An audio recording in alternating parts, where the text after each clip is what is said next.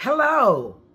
Welcome to Let's Talk About It. Somebody's got to say it. I'm your girl, Lavonda, and today I'm going to have the conclusion of my testimony up until the point of my book about my life.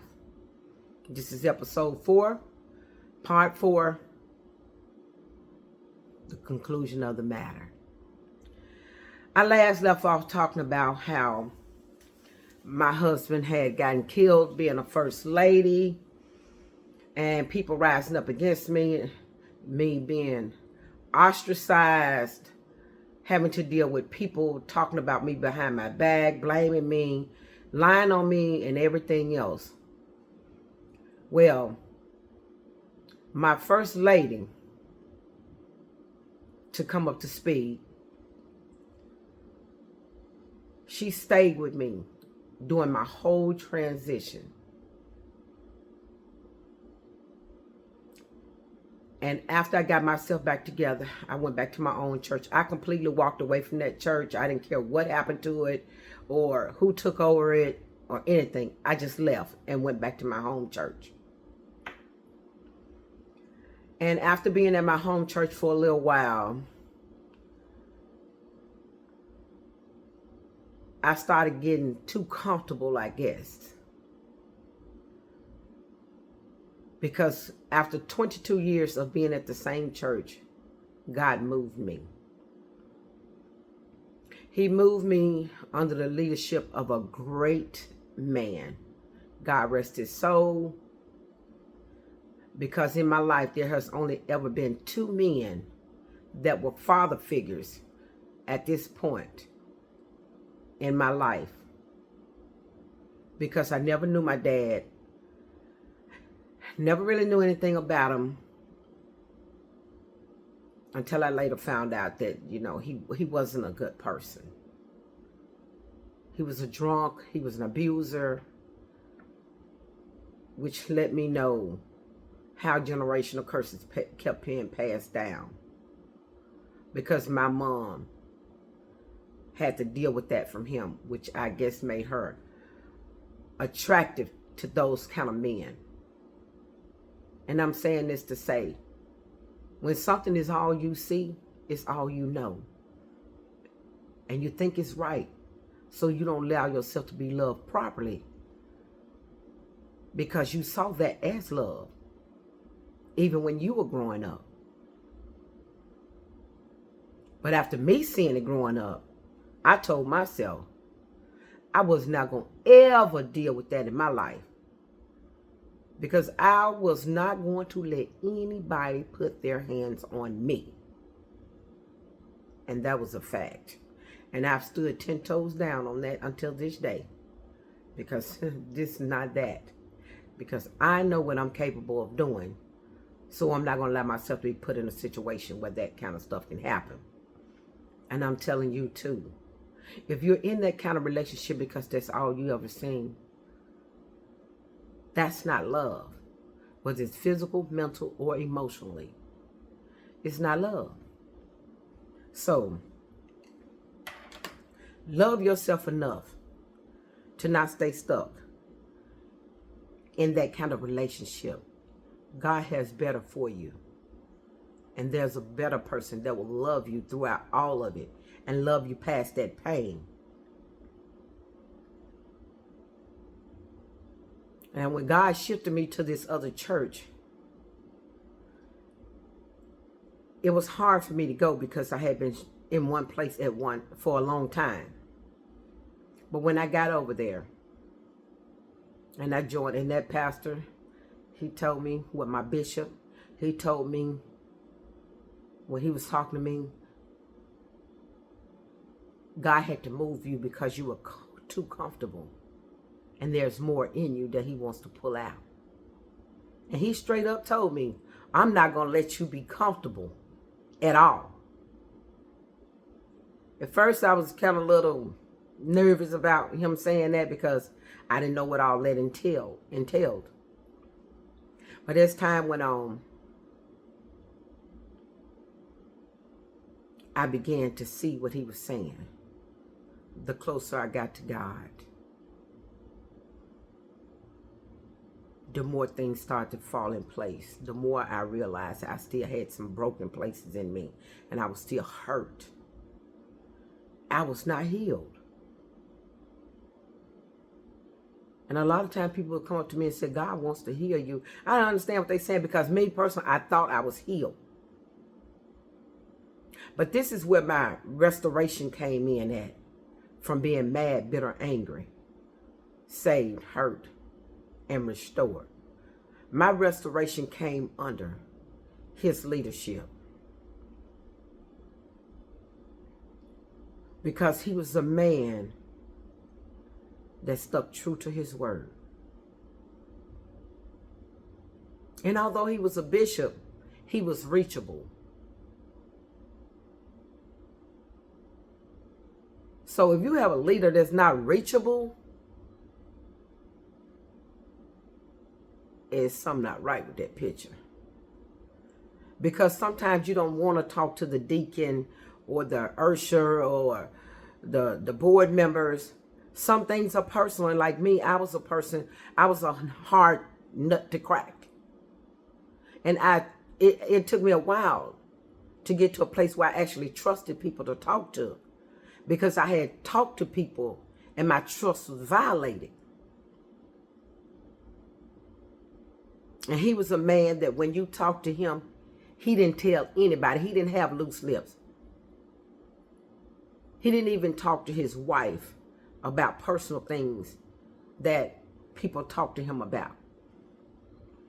He had a great wife, but some things you just needed to talk to a man about, especially when you never had a father figure.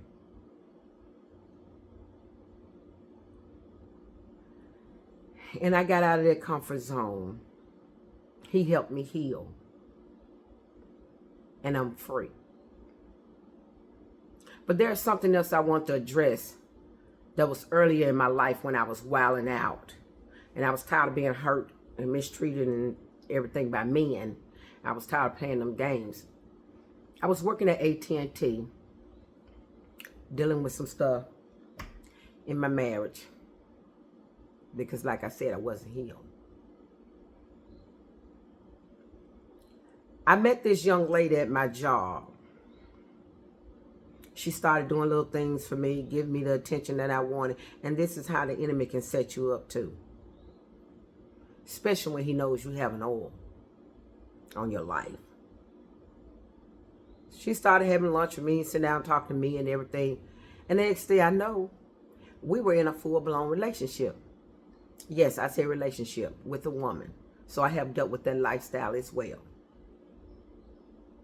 But for those of you who don't understand raw truth, I must say this before I continue. God delivered me from that relationship when we sat down one day after visiting her grandmother, who was a Christian woman. People always could tell us that it was wrong, but they never would tell us where to find it at. They'd always say it was abomination against God, this, that, and that. They never, told us where to find it at. So, after visiting when we got home, we looked it up and we found the Bible. We began to pray together. And God showed us where it was in the Bible, in Leviticus. So we read it ourselves. And at that point, we decided to go our separate ways. And I'm going to tell you something. Especially saying this to men. Pay attention to your wives. Love your wives properly. Talk to her properly. Don't do things behind her back. Because that opens the doors when they have no knowledge or they don't understand or they're vulnerable for things like this to happen. Because I tell you, she was very attentive, did everything that she needed to do, and she loved me, and she did everything the right way that a woman would expect a man to do, without all the tricks and the lies and the games. But like I said, God delivered me out of that broken place. He healed me and he delivered me from that. So if you listen to this live and you see me, don't look at me sideways. Don't look at me and question me or ask me, how could, I'm telling you how it happened. Like I said, I'm going to talk about it. This is my testimony. So I'm being truthful and honest. Because somebody needs help. Somebody probably don't know why they're feeling that kind of way or why they're drawn to certain types of people and everything. I'm telling you, it's a trick of the enemy. He wants to steal your identity. He doesn't want you to know who you are. So he gets you drawn into all these different types of lifestyle so that you can stay lost. And you don't want to receive knowledge from anybody or wisdom.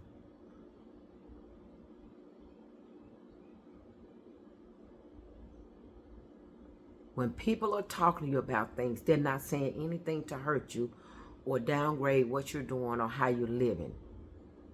If they've already lived their life or already done something that you're dealing with, they're just trying to help you and keep you from going around the long way to get to everything that God has for you.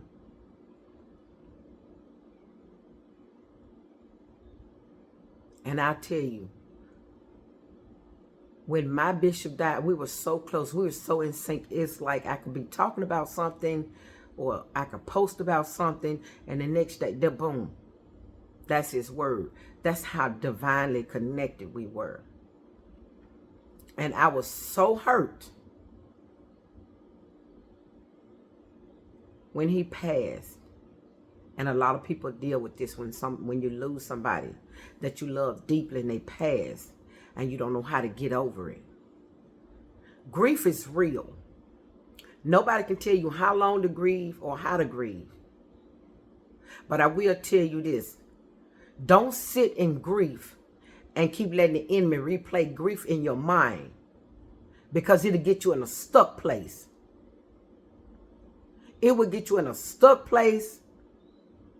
And you can miss out on a whole lot of things and a whole lot of doors God is trying to open for you. Because the enemy has your mind wrapped up in grief.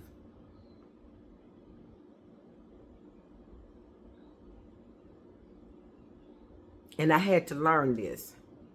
And then I had to come to a conclusion. You know what? When a person dies, they're not in the graveyard. Their soul has departed that body. The only thing in the graveyard is a casket with some bones.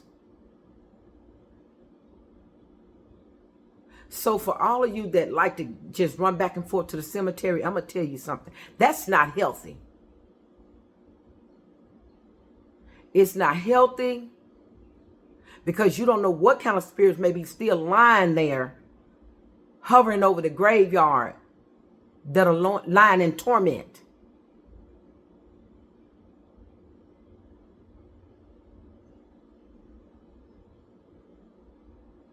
You don't know what kind of spirits are out there lurking around that graveyard. If your spirit open with grief and you out there crying, you don't know what can attach to you. Then you get home and you start feeling some kind of way. You feel like something to own you or whatever.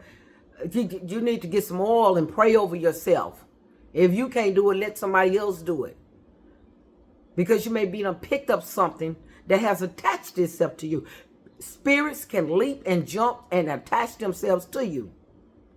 Especially at your most vulnerable states.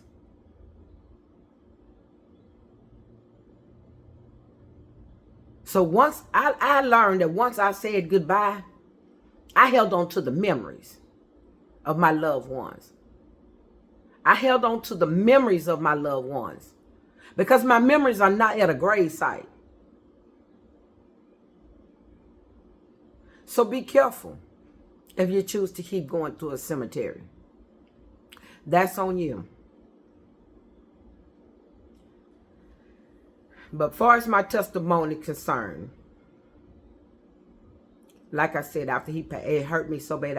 I grieved a long time. until I had to learn the hard way. Even after my husband had died, and I went to that cemetery one day in the rain and laid on his grave in the mud.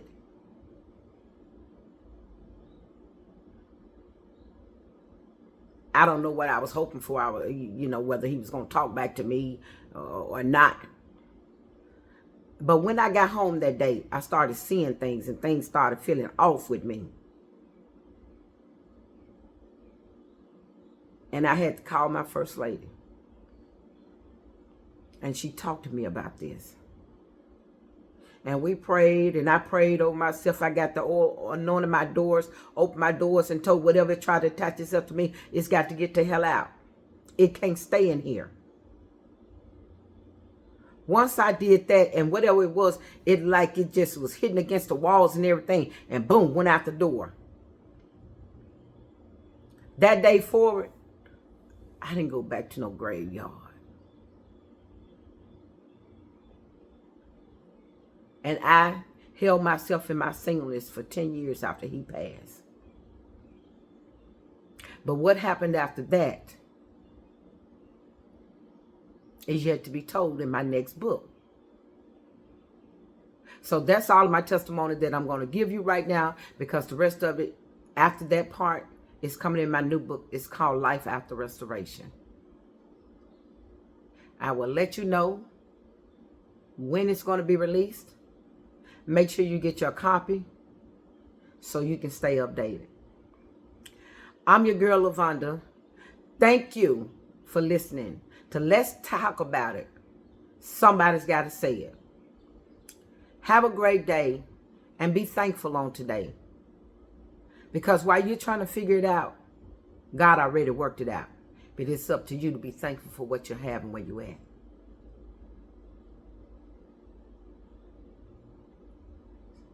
Don't put the cart before the horse. Don't put the cart before the horse. Wait on them. And when I tell you the rest of my testimony in my book, you'll understand why I say, wait on God. Don't be in a hurry to do anything in yourself because you want it now. You may not be prepared for it, and he needs to prepare you so you'll be able to properly handle what he does or gives you next in your life. Have a great day.